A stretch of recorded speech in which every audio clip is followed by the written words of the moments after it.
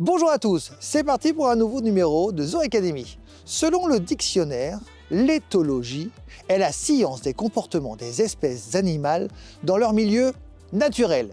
Il paraîtrait même que le mot vienne du grec ethos qui signifie manière d'être. Bon, d'accord, mais quel est le but de l'éthologie?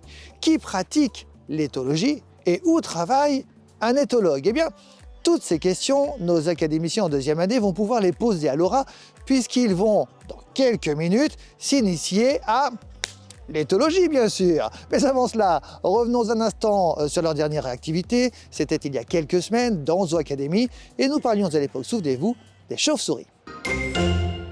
Effectivement, les chauves-souris étaient à l'honneur précédemment dans Zoo Academy. Et pour connaître cet animal, quoi de mieux que de faire des petits jeux? C'est ainsi que nos ambassadeurs ont pu découvrir ce mammifère volant, comment il vit, comment il se déplace et comment l'homme peut l'aider. Pour ce faire, nos académiciens leur ont fabriqué des nichoirs de transition. Bonjour Laura. Bonjour Guillaume. Aujourd'hui, nous allons parler éthologie, on a parlé de la définition, le comportement, l'étude du comportement animal, effectivement, parce qu'il existe aussi de l'éthologie Bien humaine. sûr. Là, on va parler essentiellement d'animaux. Et pour ce faire, tu as choisi une espèce, laquelle? Alors aujourd'hui, on va aller étudier le comportement des géladas. Alors le pourquoi de cette espèce, c'est notamment le fait qu'on a des jeunes géladas. Donc D'accord. on a 2 jeunes qui sont nés l'année dernière, plus un jeune qui est né il y a tout juste 1 mois.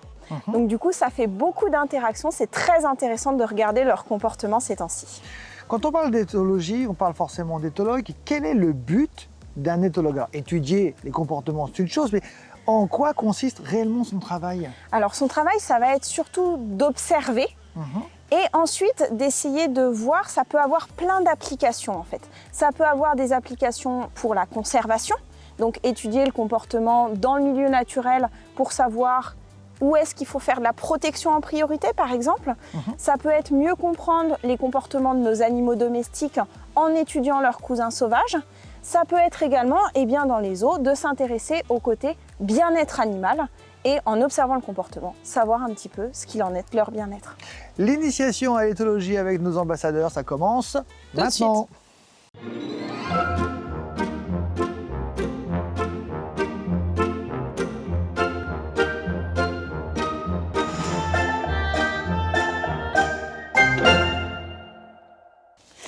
Alors du coup, séance d'aujourd'hui, on va faire une initiation à ce qu'on appelle l'éthologie. Est-ce que vous savez ce que c'est que l'éthologie? Non. C'est un gros mot, on ne sait pas trop ce que c'est. Alors ça, c'est l'étude du comportement des animaux.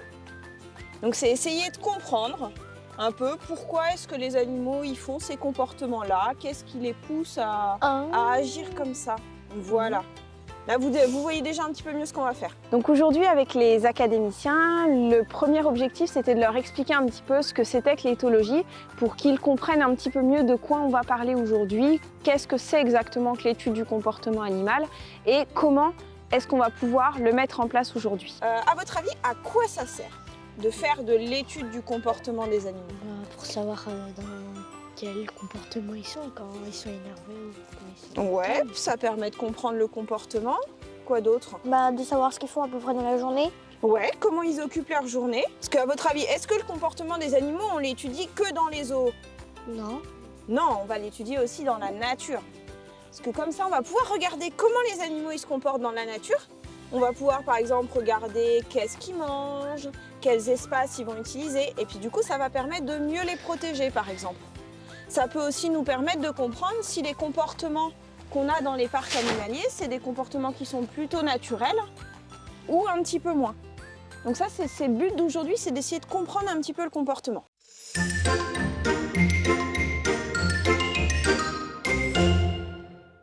On va pouvoir étudier un peu le comportement des géladas. Avant d'étudier le comportement d'une espèce, il faut qu'on en sache un petit peu plus sur cette espèce. Aujourd'hui, on va voir les géladas et il faut vraiment voir ce qu'ils ont comme connaissance générale sur cette espèce puisque c'est un des prérequis avant de faire une étude en éthologie, c'est de connaître un petit peu l'espèce. Oui. Parce que toutes les espèces ne réagissent pas de la même manière.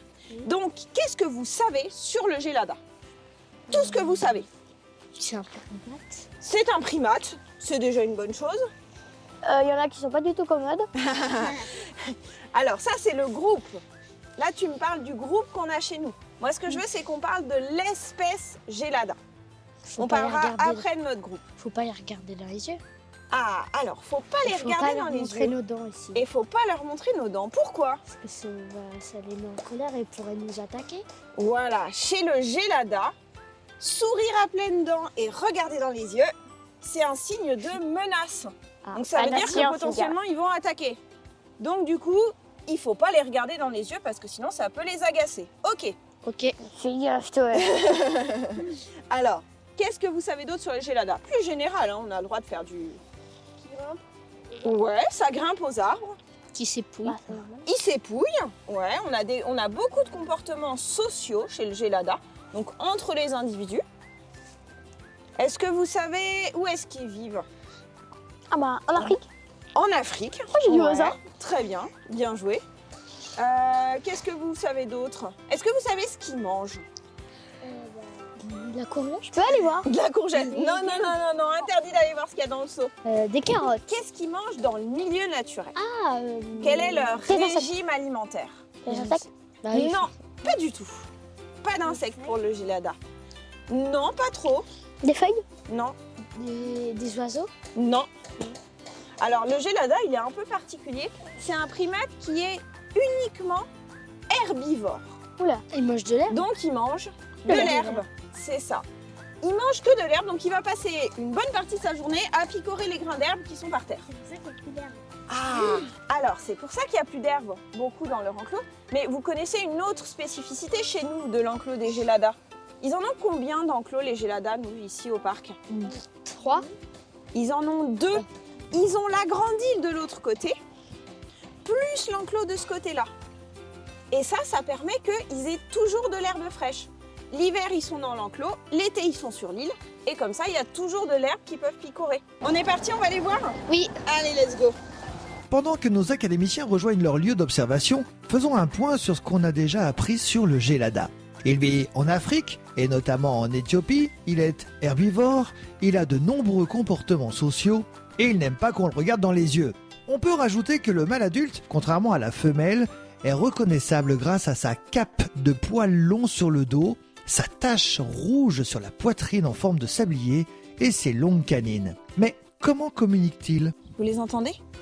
Donc ça, c'est aussi une manière de communiquer. Qu'est-ce que vous connaissez comme manière de communiquer, à votre avis, chez les Gélada?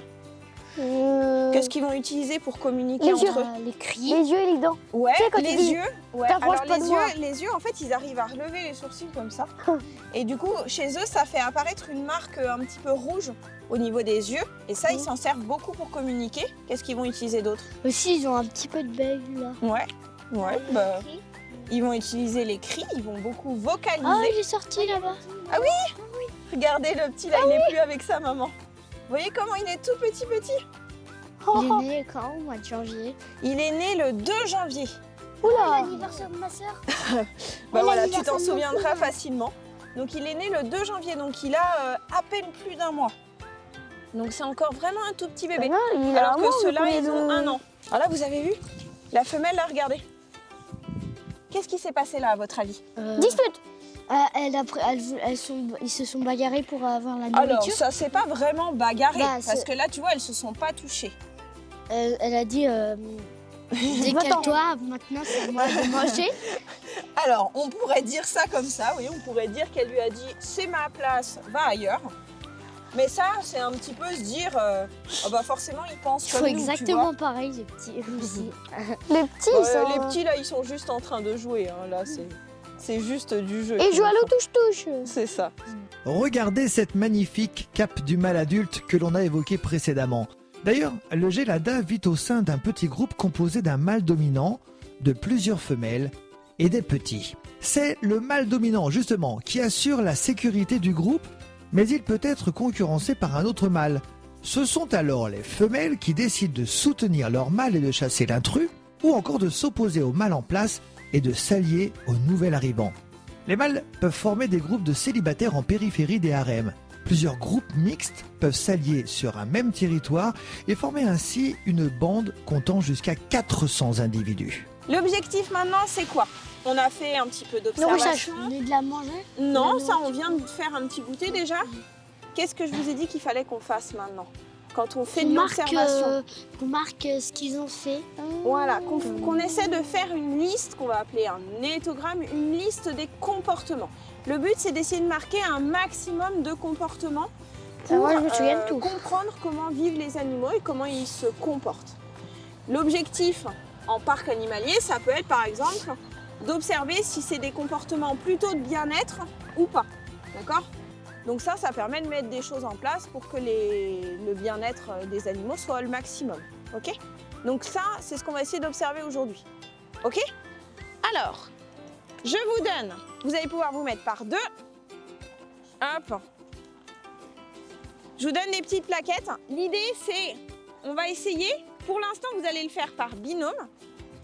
Vous allez essayer de faire une liste de tous les comportements que vous observez, ok ? C'est donc par deux que nos académiciens se sont attelés à observer nos primates. Sur leurs petites plaquettes, on pouvait lire des comportements que l'on connaît bien dans ce genre de groupe, à savoir le jeu, l'épouillage ou la recherche de nourriture. En somme, tout va bien pour les Geladas du PAL. Passons maintenant au jeu individuel. Et à chaque fois que je dis top, il faut que vous notiez ce qu'est en train de faire l'animal, d'accord ? Je vous dis top, vous regardez l'animal. Ok, qu'est-ce qu'il est en train de faire? Vous notez. Si jamais il est, par exemple, Nathaël, si jamais il est en train de manger, en train de se déplacer, assis, vous le marquez dans activité individuelle. Chrono en main, nos ambassadeurs entament donc individuellement la dernière étape pour devenir un bon éthologue, la rapidité d'analyse et de perception des comportements animaliers observés à l'instant T. Et après vérification, on peut dire que nos académiciens en deuxième année sont de futurs éthologues en puissance. Merci à toutes et à tous de nous avoir suivis. Vous en savez un petit peu plus sur l'éthologie. D'autres aventures arrivent très très vite dans Zoo Academy. Et histoire de vous mettre l'eau à la bouche, voici les premières images. Juste après le jingle, je vous embrasse et je vous dis à très bientôt. Salut!